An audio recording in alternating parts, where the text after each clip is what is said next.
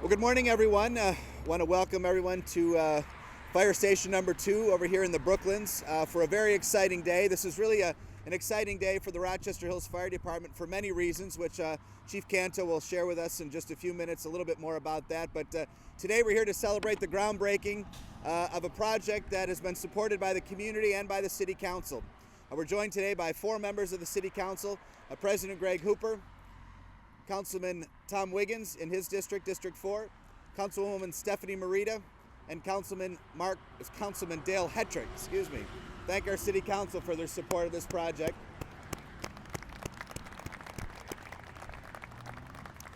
The project is pretty exciting.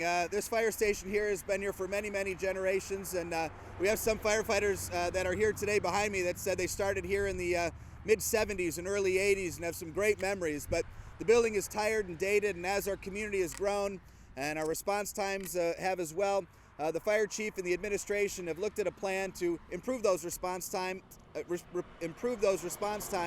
and our overall service delivery here in the city of Rochester Hills.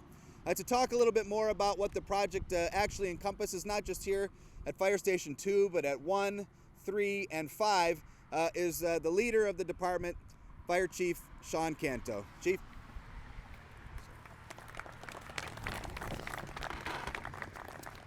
Good afternoon. In 1975, the Brooklands and Avondale Fire Department merged to create the Avon Township Fire Department. During that year, the Avon Township Fire Department responded to 174 incidents.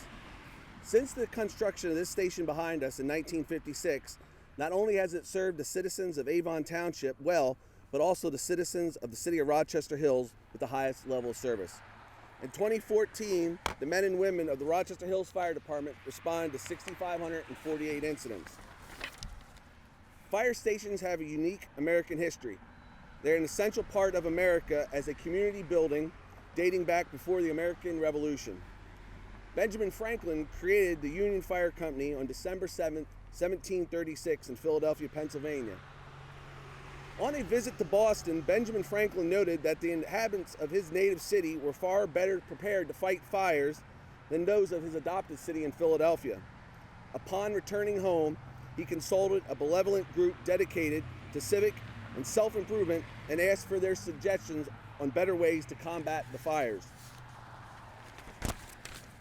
Franklin also sought to raise public awareness about the city's dire need to improve firefighting techniques. In an article in a Pennsylvania newspaper in 1733, Franklin noted how fires were being fought in Pennsylvania. Soon after a fire is seen, he wrote, people cry out. The place is crowded by active men of different ages, professions, and titles who, as one mind and rank, apply themselves with all vigilance and resolution according to their abilities in trying to sustain and conquering the fire. Goodwill and amateur firefighters were not enough, Franklin suggested. A club or society of active men belonging to each fire engine housed within a building whose business is to respond to all fires whenever they happened was needed. This brought forth the beginning of the American Fire Service. Our founding fathers, George Washington, Thomas Jefferson, Samuel Adams, John Hancock, and Paul Revere were all firefighters. For all we know, it was in a fire station where the discussion of independence took place. It was a spirit of duty and community that led Ben Franklin to organize the first fire department. Last year, our elected officials decided the community was no less worthy of fire protection, and they did something about it. The remodeling and updating of our buildings is a great testament of the commitment by our elected officials, the citizens of the community who voted for the fire millage, and the members of the department who put their lives on the line each and every day. Ours is a can-do community. We see problems, we build solutions. We will see the results underway beginning today. This station, as well as others, will proudly serve the community for many more years to come. Thank you.